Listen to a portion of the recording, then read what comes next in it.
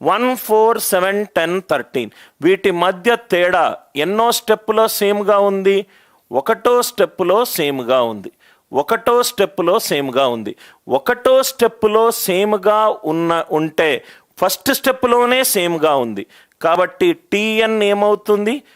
AN plus B అని చెప్పి నేను రాశాను. టీఎన్ ఏమవుతుంది? ఏఎన్ ప్లస్ బి అని చెప్పి నేను చెప్పాను. ఏ అండ్ బి వాల్యూలు ఎలానో కూడా మనం కనుక్కున్నాం. అదే ఇక్కడ చూడండి సార్, ఎన్నో స్టెప్పులో కామన్గా ఉన్నది? ఒకటో స్టెప్పులో కామన్గా ఉన్నది కాబట్టే ఈ మొత్తం సంఖ్యల కూడితే వచ్చే వాల్యూని NC1 into A plus NC2 into D అన్నాను. మొదటి స్టెప్పులో కాన్స్టెంట్గా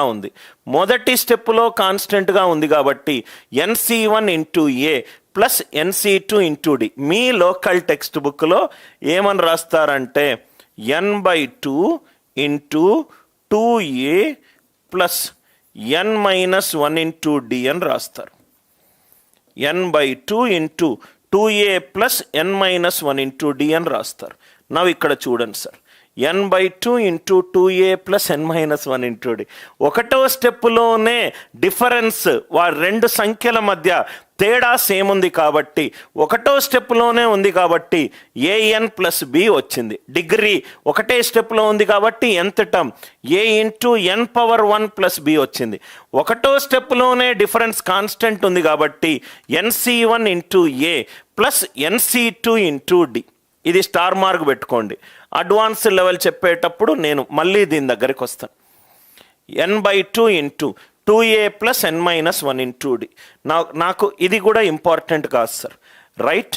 జనరల్గా టీఎన్ కనుక ఏఎన్ ప్లస్ బి అవుతే ఎస్ఎన్ ఏమవుతుందంటే ఇది డిగ్రీ 1 ఉంటే ఇది డిగ్రీ 2 ఉంటుంది. an² ప్లస్ బిఎన్ ఉంటుంది. an² plus B N.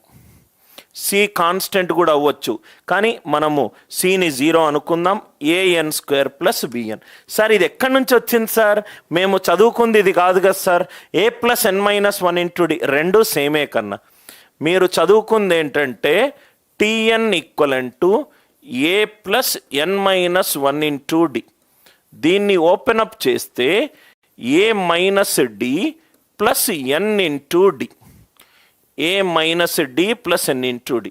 ఏ మైనస్ డిని బి అన్నాను, స్మాల్ డిని ఏ అన్నాను. Are you all with me? Small డిని ఏ అన్నాను.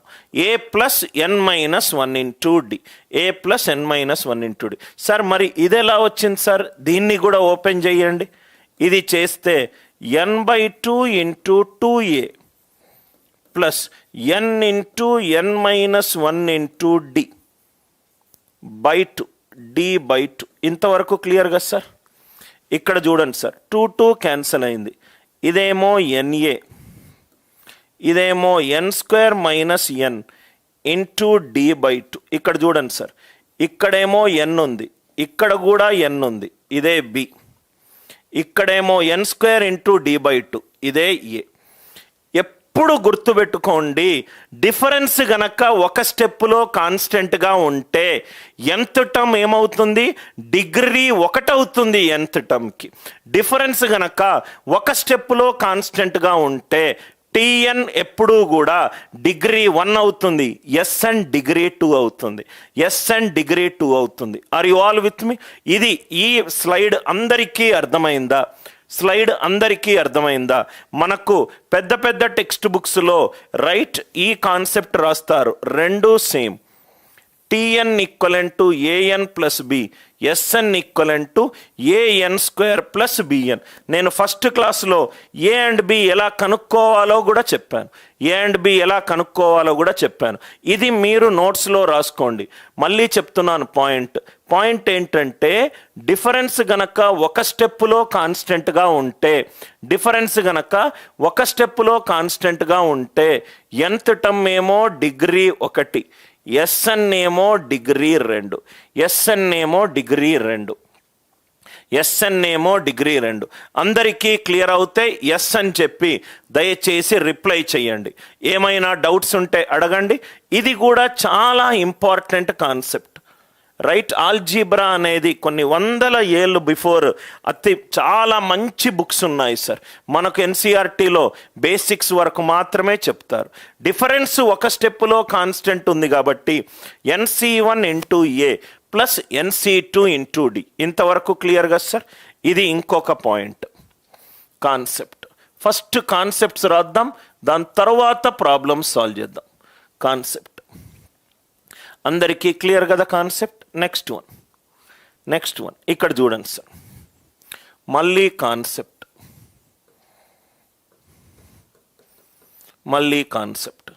చాలా ఇంపార్టెంట్ పాయింట్. 2 సిరీసులు తీసుకుంటున్నా. ఒక సిరీస్ ఏమో ఏ, ఇంకో సిరీస్ ఏమో బి. ఏ అనేది ఒక సిరీస్, బి అనేది ఒక సిరీస్. 2 different సిరీసులు sir. ఎప్పుడు 2 సిరీసులు డిఫరెంట్ అంటామో దాంట్లో ఉన్న మొట్టమొదటి టర్మ్ డిఫరెంట్గా ఉండొచ్చు, దాని మధ్య ఉన్న తేడా డిఫరెంట్గా ఉండొచ్చు, తేడా మరియు మొట్టమొదటి టర్మ్ 2 డిఫరెంట్గా ఉండొచ్చు. మళ్ళీ ఎక్స్ప్లెయిన్ చేస్తున్నాను. 2 డిఫరెంట్ సిరీస్లు అంటే ఇప్పుడు ఏ ఉంది. ఏ ఏమో 2, 6, 10, 14 అండ్ సో ఆన్. మొట్టమొదటి టర్మ్ ఎంత? 2. ఆ నంబర్ల మధ్యలో తేడా ఎంత? 4. ఇదొక సిరీస్ ఏ. ఇంకోటి బి 3, 8, 13, 18 అండ్ సో ఆన్. ఇక్కడ కూడా మొట్టమొదటి సంఖ్య, మొట్టమొదటి టర్మ్ వేరు అండ్ వాటి మధ్య ఉన్న తేడా కూడా వేరు. ఆర్ యు ఆల్ విత్ మీ? నేను సిరీస్ ఏ తీసుకున్నాను, సిరీస్ బి తీసుకున్నాను.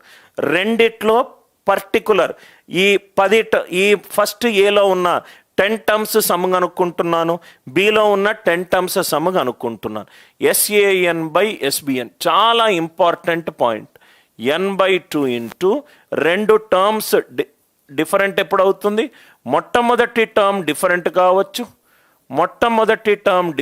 కావచ్చు, ఆ 2 నంబర్స్ మధ్యలో తేడా డిఫరెంట్ కావచ్చు. 2A2 plus n-1 into D2. Sir n ఎందుకు కామన్ అయింది? దీంట్లో 10 టర్ములు, దీంట్లో 10 టర్ములు మొత్తం కనుక్కుంటున్నాను. nn క్యాన్సల్ అయింది. SAN is 2A1 plus n-1 into D1, 2A2 plus n-1 into D2. Right hand సైడ్లో నేను n బదులు 2n-1 పెట్టుకుంటే ఏమవుతుందో చూస్తాను. రైట్ హ్యాండ్ సైడ్లో వచ్చిన ఈక్వేషన్లో n బదులు 2n-1 పెట్టుకుంటే ఏమవుతుందో చూద్దాం. n/2 క్యాన్సల్ అయిపోయింది. సో ఇదేమైంది? Equivalent to 2A1. ఈ n బదులు 2n-1 పెట్టుకుంటే 2n-1 అంటే 2n-2 into D1 divided by 2A2 plus 2n-2 into D2. 2 common తీసామనుకోండి ఏమవుతుంది చూడండి. A1 plus n-1 into D1, A plus n-1 into D. అది ఏ టర్మ్? nth టర్మ్కి formula. A plus n-1 into D బీత్ టర్మ్కి ఫార్ములా. చాలా ఇంపార్టెంట్ కాన్సెప్ట్. 2 డిఫరెంట్ సిరీస్ల యొక్క సమ్ ఇచ్చినప్పుడు మనము nth టర్మ్ కనుక్కోవచ్చు. ఎట్లా కనుక్కోవచ్చు? రైట్ హ్యాండ్ సైడ్లో n బదులు 2n-1 రాసినప్పుడు, రైట్ హ్యాండ్ సైడ్లో n బదులు 2n-1 రాసినప్పుడు. చాలా ఇంపార్టెంట్ కాన్సెప్ట్. ఇది లేకుండా మీరు చాలా ఈక్వేషన్ మెథడ్లోకి వెళ్తారు. ఇది కూడా ఒక ఇంపార్టెంట్ కాన్సెప్ట్. ఏమైనా డౌట్ ఉంటే అడగండి. ప్రతి క్లాస్ లాగా ఈ క్లాస్ కూడా రైట్ కాన్సెప్ట్స్ తోటే స్టార్ట్ చేస్తాను. n బదులు 2n-1 పెట్టుకుంటే రైట్ హ్యాండ్ సైడ్లో some of n terms ratio కాస్త nth టర్మ్ రేషియోగా మారుతుంది. Some of n terms ratio కాస్త nth టర్మ్ రేషియోగా మారుతుంది. క్లియర్ అవుతే ఎస్ అని చెప్పి రిప్లై చేయండి. ఈ క్వశ్చన్ కోసమే ఒక కాన్సెప్ట్ చెప్పాను. చాలామంది దీనికి లాంగ్ మెథడ్స్ చేస్తారు. ఏంటంటే 2 అంక శ్రేణి సిరీస్లు ఉన్నాయి sir. SAN by SBN, SAN by SBN. ఏమిచ్చాడు సిరీస్లో? 5n + 4 డివైడెడ్ బై 9n + 6 ఇచ్చాడు. 5n + 4 డివైడెడ్ బై 9n + 6 ఇచ్చాడు. క్వశ్చన్లో ఏం అడుగుతున్నాడు? TAN బై TBN అడుగుతున్నాడు. TAN బై TBN అడుగుతున్నాడు. TAN బై TBN అడుగుతున్నాడు. ఏమిచ్చాడు క్వశ్చన్లో? సమ్ టు n టర్మ్స్ ఇచ్చాడు. సమ్ టు n టర్మ్స్ ఇచ్చాడు. నేను ఒక కాన్సెప్ట్ చెప్పాను.